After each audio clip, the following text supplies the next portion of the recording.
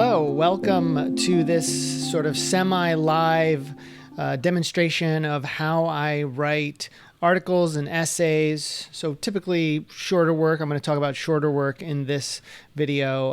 How I do that through using my Zettelkasten. So how I use the notes that I take and import into the Zettelkasten and turn that into writing surrounding it. So when I'm writing, and I come across a note that I want to work with, the first thing I'm going to do is open up the local graph. So I am using Obsidian. Obsidian has a graph view. Obsidian also has a local graph view. So the local graph is just a graph that's tethered and specifically related to the note that is in front of you.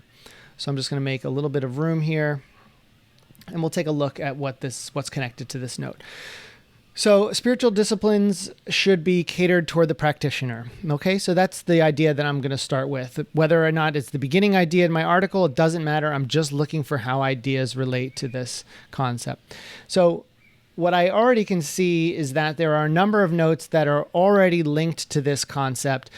Because I'm using Zettel or the alphanumeric system or N alphanumeric system, I can kind of see that there are other notes sort of in this train of thought.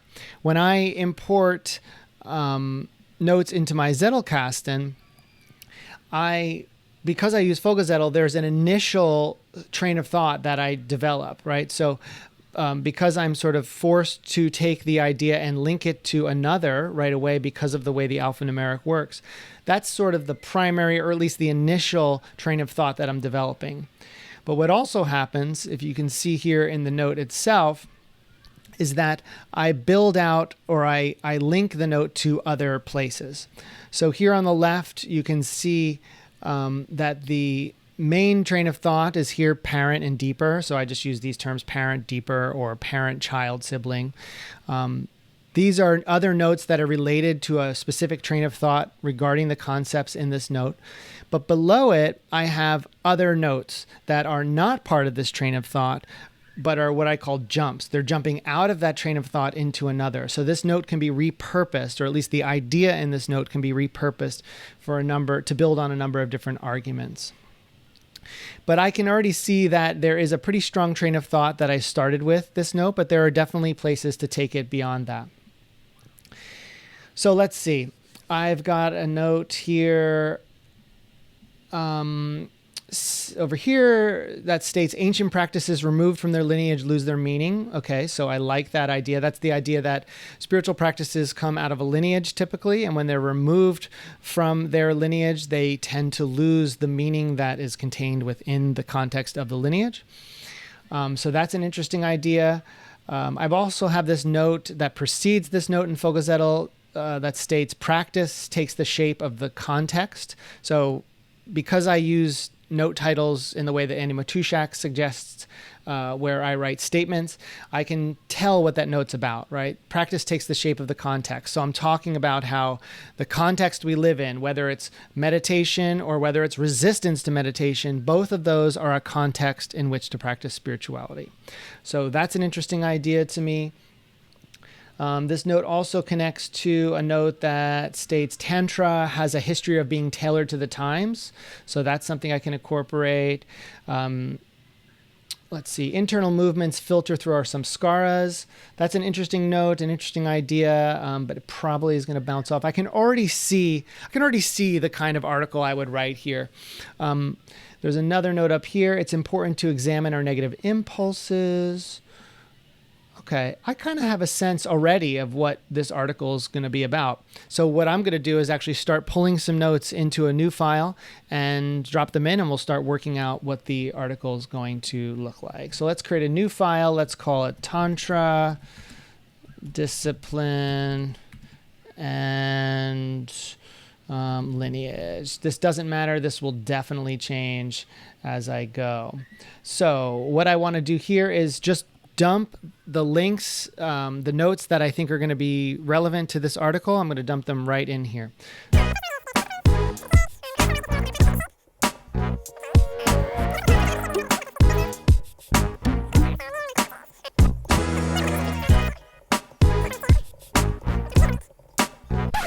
So basically at this point, I just went through I pulled out one note, I brought up the local graph, I looked at different notes that are connected to it, I'm reading the titles, and I'm sort of getting a sense, because of the way I title my notes, I'm getting a sense of a train of thought or an argument that I can make or something that I want to talk about. So I just started pulling those notes out. Another thing I did was notice that there is another note that actually changes the direction of the article. So it's not just about spiritual practices should be catered.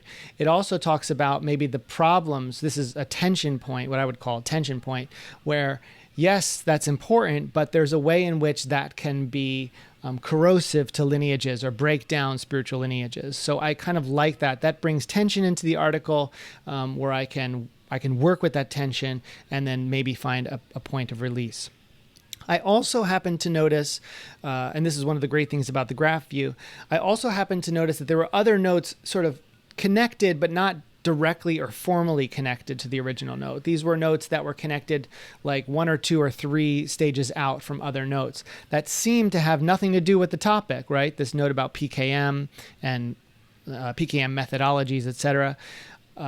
Even the note about opposition, right? The opposition co-ops things, that's not directly connected, but it's related, right? I sort of saw it in the graph there, so I pulled it in.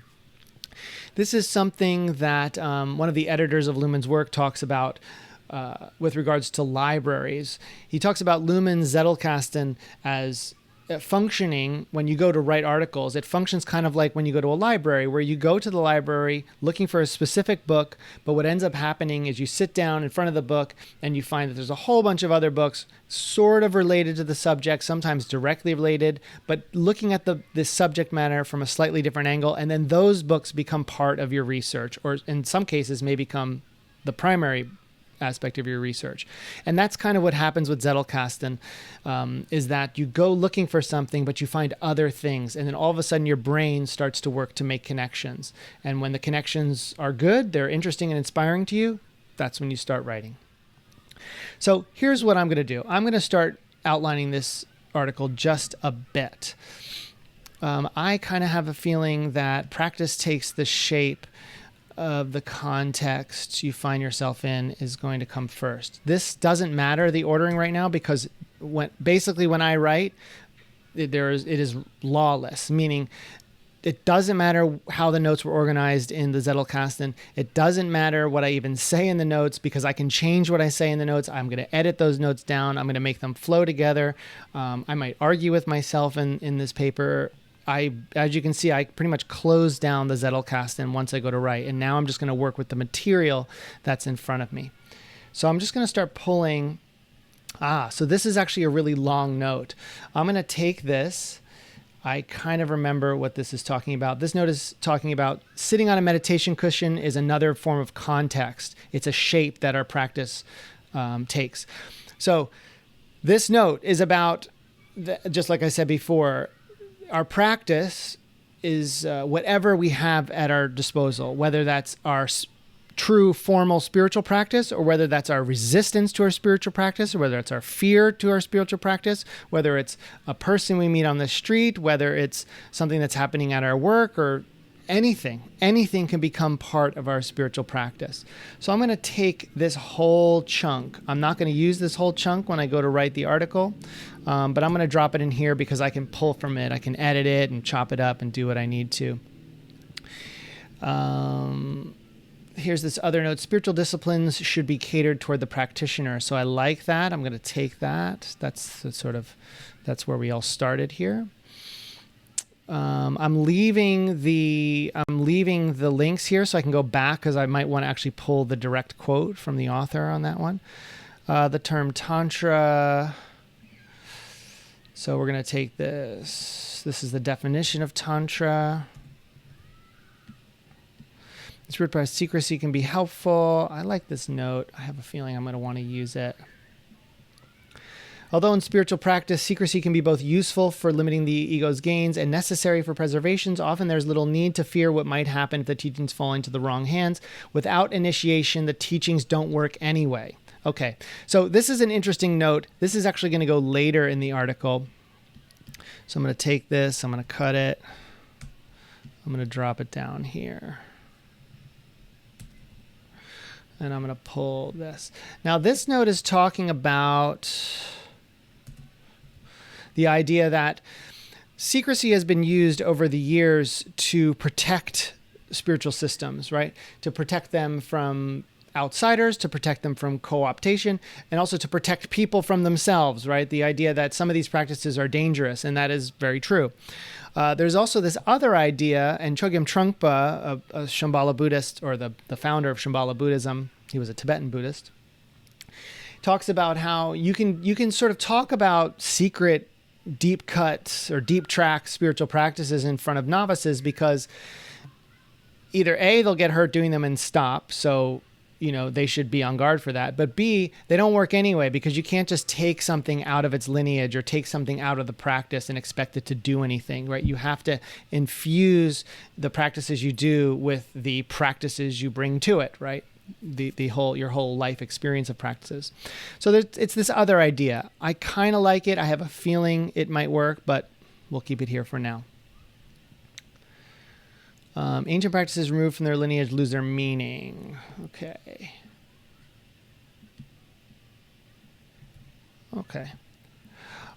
And then I'm just going to drop this one other one in here because I am really interested in the social implications or the way in which spirituality functions in the social, right, in the material world, the so-called secular world, but especially the material world. So I like that. Okay, so what you see here, some people think that, writing with a Zettelkasten is just pulling your notes, dropping them in, and saying, putting but and therefore in between the ideas and then shipping it, as people say. No, that's shitty writing. That is not good writing, right? I'm going to have to really write this piece, right? I'm going to have to break these ideas down, expand on them, cut them back a little bit, reshape them, redesign them to make it something that's genuinely pleasing and insightful and interesting for people to engage with. But in addition to that, what you do see is quite a bit of text. So I am starting with abundance, as Tiago Forte says, right? I'm starting with a page of text. I'm starting with material matter that can be manipulated. And I'm not going to write the whole article now because that takes a different side of my brain. That's not going to be very interesting for you to watch. But what I will do is show you where I'm going to make this turning point in this article. So I'm starting out talking about practices take the shape of the context we find ourselves in. Spiritual discipline should be catered to the practitioner. And then I'm going to support that idea with the concept of Tantra, right? I think that's what I'm going to do, at least for now. So I'm going to talk generally about this idea of spiritual practices being catered to the practitioner. And then I'm going to support it by showing that there is this tradition, an ancient tradition that is still with us today called Tantra that very much does that, is sort of the whole premise behind it, right? So I'm going to support that idea with kind of ancient wisdom and ancient teachings. And then I'm going to show one of the problems with that what's happened in the modern world. So I'm just going to put the word turn here because this is where the article is going to turn, right? And then we're going to talk about here. I'm going to take this note here. I'm going to take this note about ancient practices that are removed from their lineage lose their meaning. I'm going to take that and paste it here. Okay, so what have I done? Big major move. What I've done here is said that while yes, spiritual teachings need to be catered towards the practitioner despite, the time period that they come in, or in light of the time period that they come in, one of the problems with that, especially in a capitalist society, so this is where I'm going to start writing. In a capitalist society, in a materialist society, this becomes a problem because spiritual practices are often taken out of the lineage. Okay, so give me a second. I'm just going to write this down. In a capitalist but materialist as well society, spiritual practices are often removed from their original context. I'm going to jump down because of something else I might want to talk about is the printing press. So with the advent of the printing press and more so the print economy / industry, ancient and often secret teachings were printed or published. I'm just going to go ahead and just write that. I'll do this later. Published for audiences that they were not originally intended for. Okay.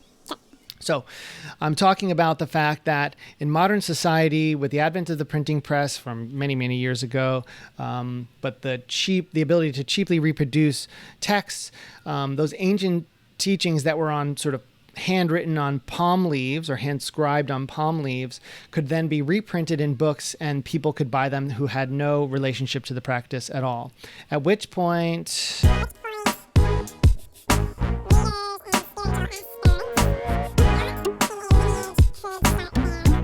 Okay, so now I'm talking about the fact that people read these books and they say, hey, I understand what these spiritual practices are about. I'm going to start my own lineage, right? So at that point, the lineage breaks. There's a fork off the lineage. Then I come to this other note. Ancient practices removed from their lineage lose their meaning. So I have this note here about when entire traditions get recontextualized for modern audiences. This catering can take the tradition far from its original design intention. Love that, all working out. This note, new methodologies are branded personal systems. As I'm writing this, I'm realizing, you know what, this actually isn't going to fit in here. So I'm just going to take this note and not going to delete it. I'm going to actually just drop it down at the bottom. So when I write pieces, I always have a line at the bottom for miscellaneous copy, things I'm not using, just in case I want to use them again. This is, for some reason, got repeated. Okay, good. So now I have this note. The opposition is often co-opted by the dominant narrative. Messages that critique the dominant agenda can be co-opted, repurposed, and sold back to consumers as the inverse of its original self, effectively erasing it. So this note has really nothing to do with Tantra, or at least it didn't at the time that I included it. However, there's an idea buried in here that I'm going to pull out because I think it's really good. This note is talking about how... opposition is incorporated and repurposed by dominant culture, right? So resistance to the spectacle or fascism or something like that, resistance to that or opposition to that in a spectacular society, look up the Situationists, that opposition can be taken and repurposed back to an audience. Meaning, so like punk rock, we see this all the time in music and subcultures. Punk rock, which is originally resistant or critical of dominant society, was within the year of its kind of flowering, co-opted by major magazines and media and kind of prettified and made sort of defanged in a way. That's what I'm talking about with co-optation.